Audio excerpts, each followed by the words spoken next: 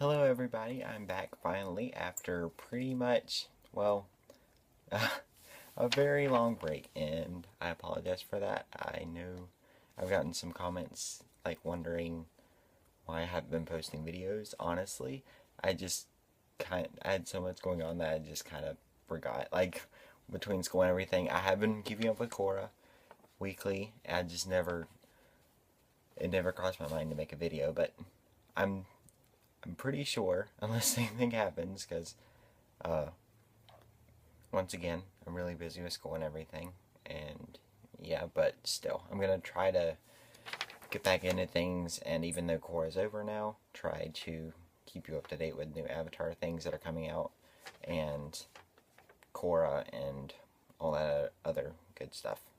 And also, my next few videos will be about my thoughts on Korra overall as a series and how it compares to Avatar in my opinion.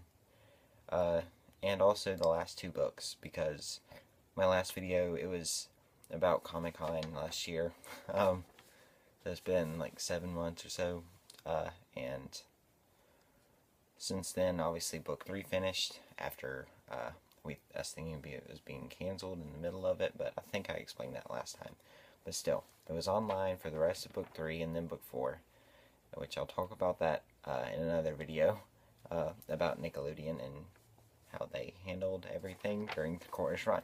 But still, uh, with book 4, everything that I thought about it overall, since that was the main thing that I missed, and yeah, there's some big points, including the big ending that everyone's just talked about. It like stole the whole show for the. Now, whenever I picture Korra, I just picture Korra and Asami, but okay. Uh, so yeah, this video, I think it'll just be me discussing my thoughts on the book 3 finale, picking up from the last half pretty much, and book 4. So these are by far my favorite two books of Korra, and it, like I said, it's by far, in my opinion, book one was good, but it did have several things I wasn't happy with. Book 2 was very especially after rewatching it. Honestly, the first time I didn't think it was that bad, but once again, I'll make a video about that later on. So yeah, book 3, probably, in my opinion, the critically the best season of Korra, and it's so hard to pick a favorite between books 3 and 4 for me, because obviously a favorite, it doesn't necessarily mean it's always the best, technically, but I guess I'll determine that at the end of this video, so that'll give me a little bit more time to think and go through everything. But book 3, an amazing book throughout, amazing villains, something I've been wanting to see, several villains from each nation, especially having two waterbending villains for throughout season 1 and season 2, and also their connection, because books 1 and 2, because of them thinking that they were only going to make those at first, that kind of left them kind of stuck. They couldn't continue, really. But with this one, Korra being poisoned and a toll that took on her and how it affected her life, that's pretty much all book 4 is about overall, and her arc. But book 3, okay, the last half, in my opinion, was way better than the first half, and the first half was definitely not bad. It was really, really good, but the second half, in my opinion, was just excellent. And several things, and believe it or not, at first I was like, this is going to ruin it for me only being online, but I was wrong, because it got so dark. Like, especially when the Earth Queen's killed. I never, like, I was just kidding, but I knew, I was like, they'll never do that. But then again, I said that about Coruscant, and look what happened.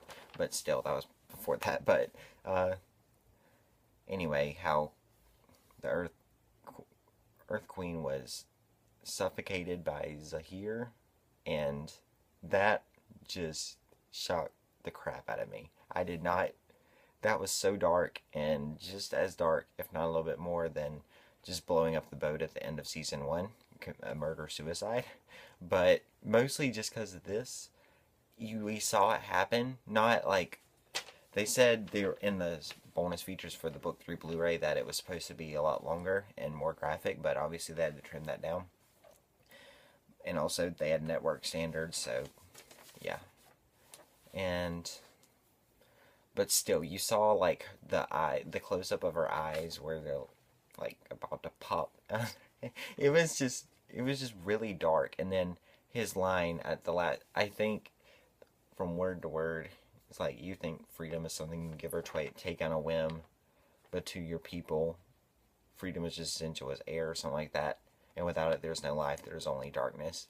And when we see that, we see the Earth Queen's, like, Zahir's dragging all the air that's left of her around her that was suffocating her, like, pulls it away from her, and she's, like, drops pretty much dead. We don't see her corpse or anything, but still, we know she's dead.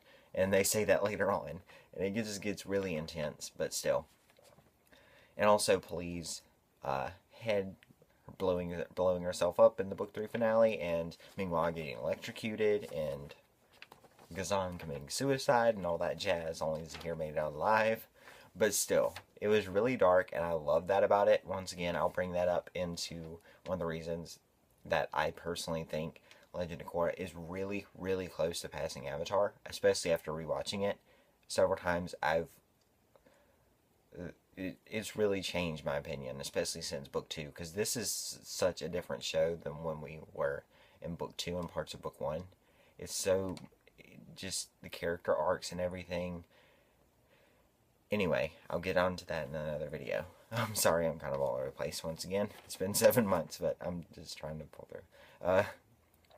One thing I didn't like, I know I might get a few comments about it, but it's my opinion. I know a lot of people absolutely love Jinora. She's like the airbending master. She's, you know, blah, blah, blah. As you should know, the last shot of book 3, basically, was Jinora getting her airbending tattoos. And honestly, I don't personally think she's a master. I know technically she is because she got her airbending tattoos. But it just bothers me because I don't like Jinora.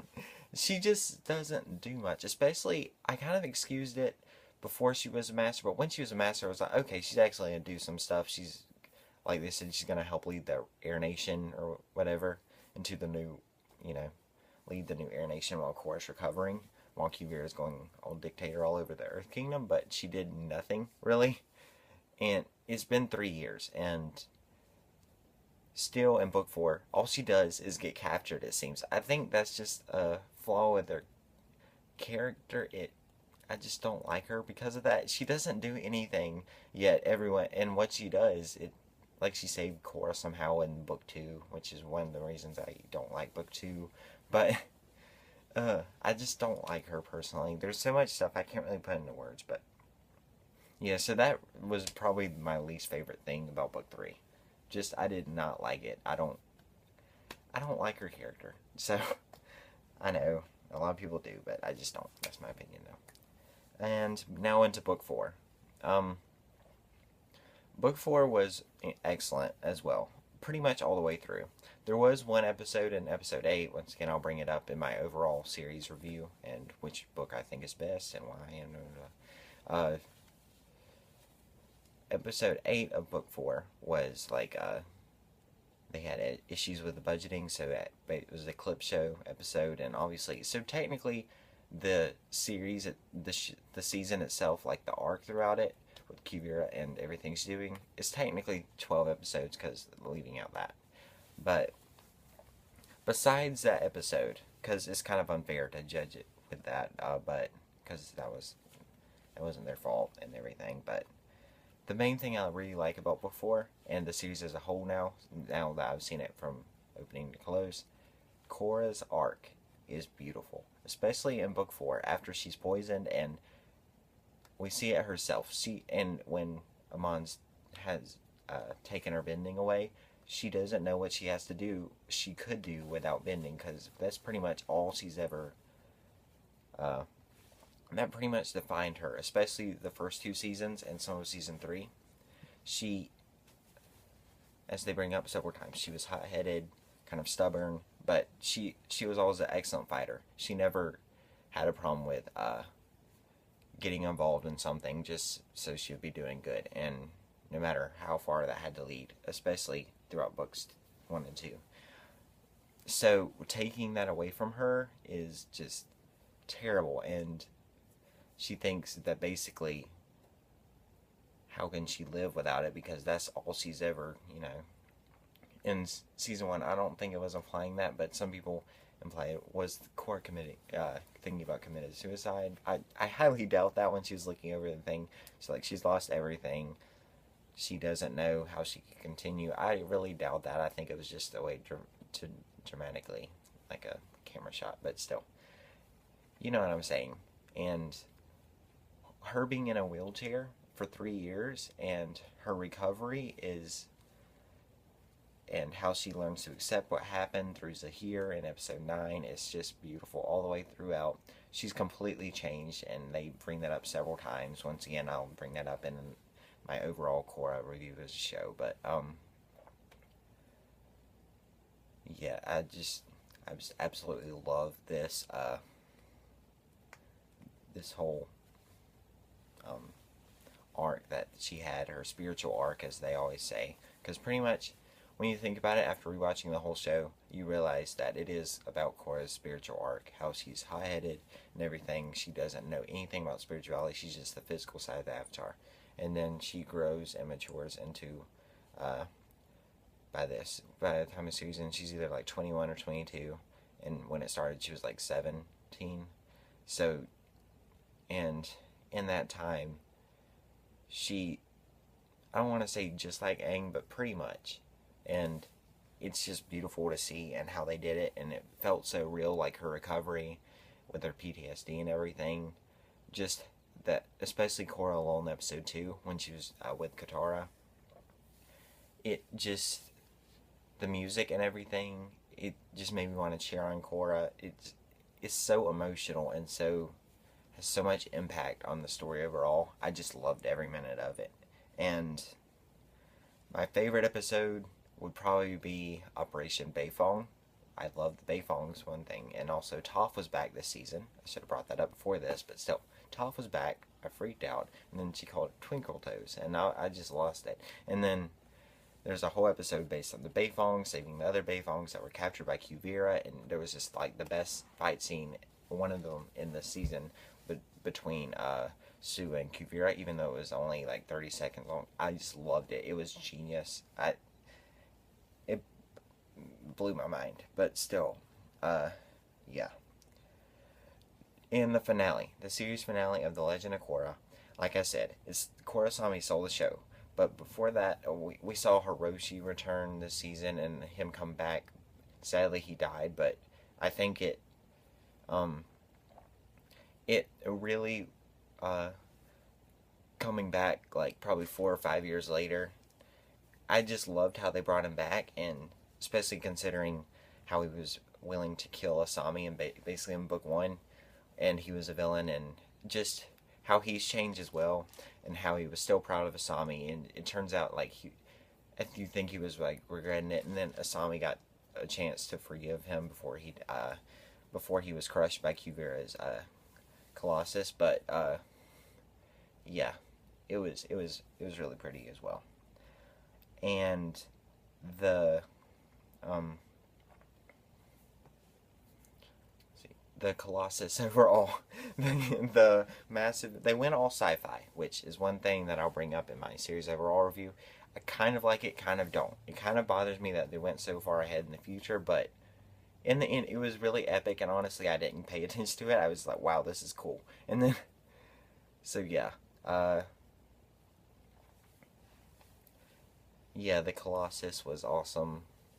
Korrasami, like I always say, me personally, is what I believe. I don't support it, but I ship it. That's what I always say. Their development as friends, and they kind of have an arc themselves, and it's beautiful, and I'm happy that they ended with that, mostly because people didn't expect it to see. I'm wrapping up right quick, but yeah, overall, I'll continue to make videos about books 3 and 4 and what I've missed between.